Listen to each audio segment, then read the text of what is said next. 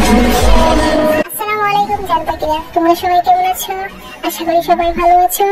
এটা আমিও ভালো আছি, তবে আমার ঠান্ডা লেগেছে, তাই ভয়েসটা অন্যরকম শোনাবে।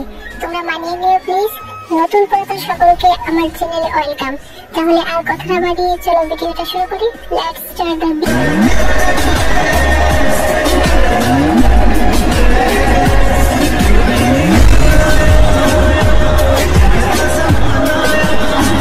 আমাদের তিনটা নিজস্ব গাড়ি আছে, তারপরও তুমি গাড়ি কিনলে কেন? কথাটি উচ্চ সুরে বলল জিহু সাহেব। গাড়িতে চলাচল আপনাদের ইচ্ছে, তাই আপনারা গাড়ি কিনেছেন। আমার গাড়িতে চলাচল করতে ভালো লাগে না, তাই আমি বাইক কিনেছি। এটা নিয়ে এত কথা বাড়ানোর কি আছে চাচ্চু? তোমাদের বাইক সম্পর্কিত জেরা শেষ হলে আমার তোমাদেরকে একটা গুরুত্বপূর্ণ কথা বলার আছে। জাঙ্গুক তার আব্বুর দিকে তাকিয়ে কথাগুলো একদমই বলল। এতক্ষণ বাড়ির মহিলারা রান্নাঘরে থাকলেও এবার আর থাকতে পারলো না। এক ছুটে সবাই ড্রয়িং রুমে চলে এসেছেন। তে তীক্ষ্ণ দৃষ্টিতে তাকিয়ে আছে জাঙ্কুকের দিকে। এই বাড়িতে এত বছরে কাউকে গলা উঁচু করে মুখের উপর কথা বলতে শুনেনি সে। সুগা ভাইয়া যত মেজাজ দেখিয়েছে সব তের উপর। বড় আব্বু বা নিজের আব্বুর মুখের উপর কথা বলার সাহস হয়নি তার। জাঙ্কুক ভাই 2 দিন হলো এসেছে, আজই বাবার মুখের উপর নিজের মর্জি শোনাচ্ছে। এখন তের মনে হচ্ছে উনি হিটলারের থেকে বড় মাপের কিছু। মনোযোগ দিয়ে বাকি কথা শোনার চেষ্টা করছে তে। আব্বু, চাচ্চু, আমি অনেকদিন যাবত চিন্তা ভাবনা করেছি নিজে একটা কোম্পানি শুরু করব। তোমরা অনুমতি দিলে কাজ শুরু করব। যে হোক ও আরএম দুজনের মাথায় যেন আকাশ ভেঙে পড়েছে। এত বছর ছেলেকে বাহিরে রেখে পড়াশোনা করিয়েছেন, দেশে এসে নিজের ব্যবসার হাল ধরবে বলে দেশে পা দিতেই নিজের কোম্পানি খোলার চিন্তা ভাবনা করছে ছেলে। যে হোক চিন্তিত কণ্ঠে বললেন, আমরা তো ভেবেছিলাম তুমি পারিবারিক ব্যবসাকে এগিয়ে নিয়ে যাবে।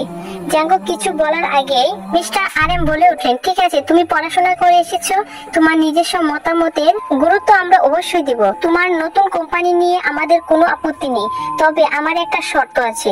তুমি আমাদের কোম্পানির সিইও হবে আগামীকাল। শুক্রবার অফিস ছুটি, অফিসিয়ালি সিইও পদ দেওয়া হবে। তারপর তুমি আমাদের অফিস সামলে যদি নতুন কোম্পানি শুরু করে প্রতিষ্ঠিত হতে পারো, তাতে আমাদের কোনো আপত্তি নেই। Best of luck my boy. Jungkook যেন আগে থেকেই জানতো এরকম কিছু হবে, তাই তার মধ্যে কোনো পরিবর্তন দেখা গেল না। এতটুকু বলে সোফা থেকে উঠে রুমের দিকে হাঁটতে শুরু করলেন। জাঙ্কুকের আব্বু কয়েক কদম এগিয়ে আবার দাঁড়িয়ে জাঙ্কুকের দিকে তাকিয়ে রুদ্ধ কণ্ঠে বললেন, আমরা কোম্পানি সামলানোর জন্য সারা জীবন থাকবো না, তোমাদেরই দায়িত্ব নিতে হবে।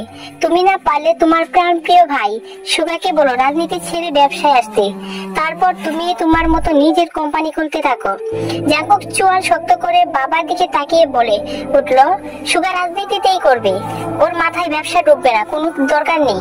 শনিবারে অফিসে আসবো, আমি একাই সব দিক সামলাতে পারবো। তোমরা দয়া করে সুগাকে মুক্তি দাও, নিজের মতো করে রাজনীতিটাকে করতে দাও। ওকে, তোমরা যেমন শর্ত দিয়েছো আমিও মেনে নিয়েছি। তোমাদেরকেও আমার একটা শর্ত মানতে হবে, সেটা হলো আমি আমার মন মতো কাজ করব। আমার যখন প্রয়োজন হবে নিজের কাজ গুছিয়ে আমি চলে যাব, তখন আমাকে কোনো প্রকার বাধা দিতে পারবা না। দরকার হলে 2 অফিসের কাজ শেষ করে আমি রাত 12টা বা 2টায় বাসায় ফিরবো, এমনকি নাও ফিরতে পারি। এতে তোমাদের যেন মাথা ব্যথা না হয়। একদমই কথাগুলো বলে কোনো দিকে না থাকিয়ে দ্রুত পায়ে বাসা থেকে বের হয়ে যায় জাঙ্কুক। মিস্টার আরএম কয়েক মুহূর্ত দাঁড়িয়ে কোনো কথা না বলে রুমের দিকে হাঁটা দেন। 3 পতন নীরবতা বাড়িতে সোফায় বসে আছেন জিহুক। কাছে 3 যা একজন আরেকজনের দিকে তাকাচ্ছে বারবার। তাদের জাঙ্কুকের প্রতি পূর্ণ বিশ্বাস আছে, কিন্তু সমস্যা হচ্ছে বাহিরের দুনিয়া সামলাতে গিয়ে নিজের প্রতি না যত্নহীন হয়ে পড়ে ছেলেটা। এটাই তাদের চিন্তার বিষয়। নিচে উপস্থিত মানুষগুলোর মধ্যে চিন্তার ছাপ দেখা গেলেও উপরে দাঁড়িয়ে এক প্রকার বিনোদন উপভোগ করছিলেন তে।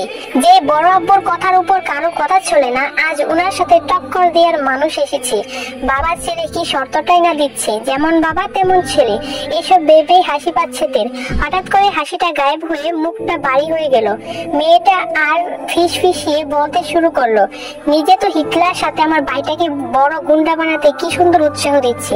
এত বছর ভাইয়ের জ্বালায় জীবন তেজপাতা, এখন আবার আরেকজন আবির্ভাব হলো।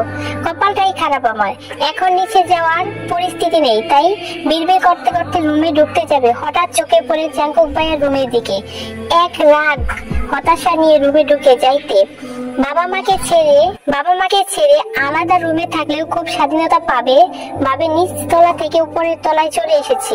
তে জাঙ্কুক ভাইয়া বিদেশে যাওয়াতে কোনো চিন্তাই ছিল না, কিন্তু আসার 15 দিনের মাথায় সুগাও তের পাশের রুমে চলে আসে জিনিসপত্র নিয়ে। সিঁড়ির দিকে সোজা উঠতেই সুগার রুম বোনকে পাহারা দিতেই মূলত এই রুমে আসা। সুগা যতক্ষণ রুমে থাকে ততক্ষণ নিজের রুমের দরজাটা খুলে রাখে তে। সিঁড়ি দিয়ে দৌড়ে উঠতে গেলেও ভাইয়ের কথা ভেবে আস্তে ধীরে উঠানামা করে। বর্তমানে তের অবস্থা নাজেহাল, কারণ তার এক পাশে জাঙ্কুক ভাই, অপর পাশে সুগা ভাইয়ের রুমটা। তোয়ার জন্য ঠিকঠাক করা হচ্ছে, কিছুদিন পর থেকে তোয়া উপরে চলে আসবে। কিন্তু তাতে কি, ভাইয়ের ঘর ডিঙিয়ে মিমির রুম পর্যন্ত যেতে পারবে কিনা সন্দেহ আছে। রাত 10টার উপরে বাজে, সবাই খাওয়া দাওয়া শেষ করে যার যার রুমে চলে গেছে। জাঙ্কুক এখনো বাড়ি ফিরেনি। জিন সোফায় বসে অপেক্ষা করছেন ছেলের জন্য। 10 থেকে 15 মিনিট পর বাড়িতে ঢুকলো জাঙ্কুক আর সুগা। মাকে বসে থাকতে দেখে কিছুটা রাগান্বিত হলো ছেলে। আম্মু, তুমি আমার জন্য এভাবে রাত জেগে বসে থেকো না প্লিজ, আমি নিজের মতো করে খেয়ে নেব। তোর বউ আসলে আমি আর অপেক্ষা করব না তোর জন্য, সহসা উত্তর দিলেন জিন। বড় আম্মুর কথা শুনে সশব্দে হেসে উঠলেন সুগা। জাঙ্কুক গাল মুড়িয়ে তাকায় সুগার দিকে, সঙ্গে সঙ্গে সুগার হাসি থামিয়ে ফেলে। নিঃশব্দে হাসছে সে। সুগা বরাবরই ভীতু প্রকৃতির, বাইরে যতই শক্তপোক্ত থাকুক না কেন, বাবা চাচা আর ভাইয়ের সামনে সে যেন ভেজা বেড়াল। এতদিন যতই কাজেই থাকতো ছেলেটা, 8টা-9টার মধ্যে বাড়ি এসে সবার সাথে খেতে বসতো। কিন্তু জাঙ্কুক ফেরাতে টাইম শিডিউলের কিছুটা পরিবর্তন হয়েছে ছেলেটার। জাঙ্কুক মায়ের উদ্দেশ্যে ঠান্ডা স্বরে বলে উঠল, এই উল্টোটা হতে পারে, যেমন তোমার বৌমা তোমার কুলে ঘুমিয়ে গেল আর তুমি তাকে ঘুম পাড়াতে পাড়াতে আমার জন্য অপেক্ষা করছো। ছেলের এরকম ঠাট্টায় বেবাচেকা খেলেন জিন। জাঙ্কুক পুনরায় শান্ত অথচ কড়া সুরে বলে উঠলেন, কাল থেকে তোমার বসে থাকতে যেন না দেখি। আমার কিছু লাগলে চেয়ে নেব, আর খাবার টেবিলে রেখে দিও, আমি খেয়ে নেব।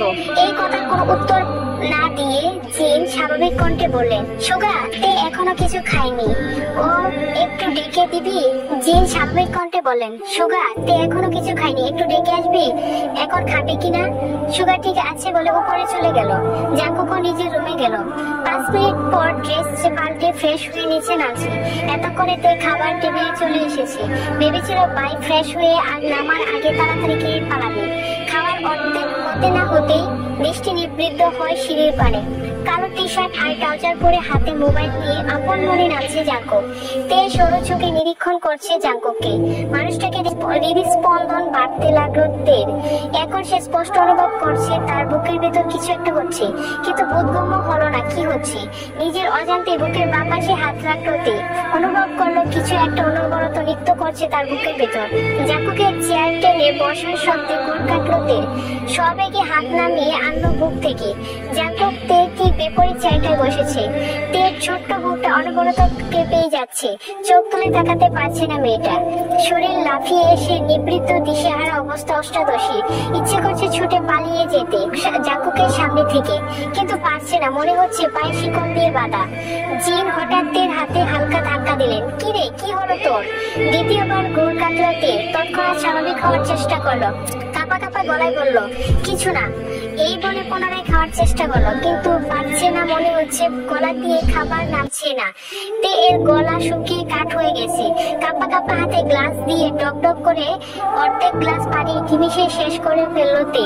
জাঙ্কুক আপন মনে খাচ্ছে। সামনে বা আশেপাশে কি হচ্ছে এসব দেখার প্রয়োজনই মনে করলো না সে। এই জগতে সবকিছুই তার আগ্রহ সৃষ্টি করতে সক্ষম। জাঙ্কুক গাছ ছাড়া বাপ দেখে কিছুটা স্বাভাবিক হয়ে খাওয়া শুরু করে দেয়। মাঝখানে এক পলকের জন্য তাকিয়েছিল জাঙ্কুকের দিকে। কালো টি শার্ট, মুখটা কত মায়াবী লাগছিল। এলোমেলো চুল, খাওয়ার স্টাইল দিকে দ্বিতীয়বারের মতো ক্রাশ খেল অষ্টাদশী। কে বলতে পারে 2 দিন আগে পর্যন্ত জাঙ্কুকের কোনো স্মৃতি ছিল না? তে এর মনে মস্তিষ্কে জুড়ে হঠাৎ মনে পড়লেও শুধু অঙ্কে বেড়েছিল। এই স্মৃতিটার মনে হতো আর রাগে কটমট করত তে। আজ বিকাল থেকে যতবার জাঙ্কুককে দেখে ততবারই শীর্ণ ভক্ষ দরফরিয়ে হচ্ছে। ছোটবেলায় ভাইয়ের প্রতি মনের যে বইটা ছিল আজ সেটা কেটে গেছে, সেটা আজ বদলে গেছে। যে জাঙ্কুক দৃষ্টি বরফের নেই জমিয়ে দিচ্ছে প্রতিনিয়ত। এই দৃষ্টি সুচালো কিংবা ধারালো অস্ত্র আছে যা এক কিশোরীর বক্ষপিঞ্জর এপর ওপর করে দেওয়ার ক্ষমতা রাখে। জাকুবের দিকে তাকিয়ে হাবিজাবি চিন্তা করছিল তে। জাকুব চোখ তুলে তাকাতেই তে মনোযোগ ঘুরে গেল। জাকুব তপ্ত দৃষ্টি মনে হচ্ছে ফালা ফালা করে দিচ্ছে হৃৎপিণ্ডটা সংযত করে চিবুক নামিয়ে নিল। গলায় সহসা মুখ বিবর চুপসে গেছে। আম সত্ত্বে নেই। তৃতীয়বার তাকানোর স্পর্ধাটুকু হয়নি অষ্টাদশ। এর মধ্যে জিন ছেলে জাকুবের উদ্দেশ্যে বলে উঠলেন, তোর নতুন কোম্পানিটা কি না খুললে হয় না? তোর বাবা বিষয়টা ভালোভাবে নিচ্ছে না কেন? বাবাকে লাগিয়ে দিচ্ছিস। তোর বাবা তোকে অনেক ভালোবাসে। শাড়িত সুরে মায়ের দিকে তাকিয়ে জাকুব বলা শুরু করলো, ছেলেরা সারা জীবন বাবাদের প্রিয় থাকতে পারে না। নিজের স্বপ্ন ইচ্ছেকে প্রাধান্য দিতে গিয়ে দূরত্ব বেড়ে যায় বাবার ছেলের মধ্যে। এটা অস্বাভাবিক কিছু না। যদি বাবার স্বপ্ন বা ইচ্ছার হাল প্রতিটা ছেলে ধরতো তাহলে পৃথিবী এতটা এগিয়ে যেত না। আমাকেও দেশে ছেড়ে এত বছর বাহিরে পড়ে থাকতে হতো না। আবু নিজে এই কোম্পানি শুরু করেছিল। উনি যদি ওনার বাবার ইচ্ছেকে প্রাধান্য দিতেন তাহলে আজ এত দূর পৌঁছাতে পারতেন না। তাছাড়া আমি তো বলিনি বাবার স্বপ্ন বাদ দিয়ে আমি আমার স্বপ্নকে প্রাধান্য দেব। আমার স্বপ্ন একান্তই আমার। আমি দুদিকে সামলাবো। তুমি এসব নিয়ে অযথা চিন্তা করো না, নিজের শরীর খারাপ করো না। জিন চিন্তিত সুরে বলল, এত চাপ আর দৌড়াদৌড়ি করে তো নিজে অসুস্থ হয়ে পড়বে বাবা। জাকুব গম্ভীর কণ্ঠে বলে উঠল, তোমাকে তো বললাম আমার জন্য দুশ্চিন্তা করতে হবে না। সুগা মাঝখান থেকে বলে উঠল, ভাইয়ার জন্য চিন্তা করার মানুষ আছে বড় আম্মু।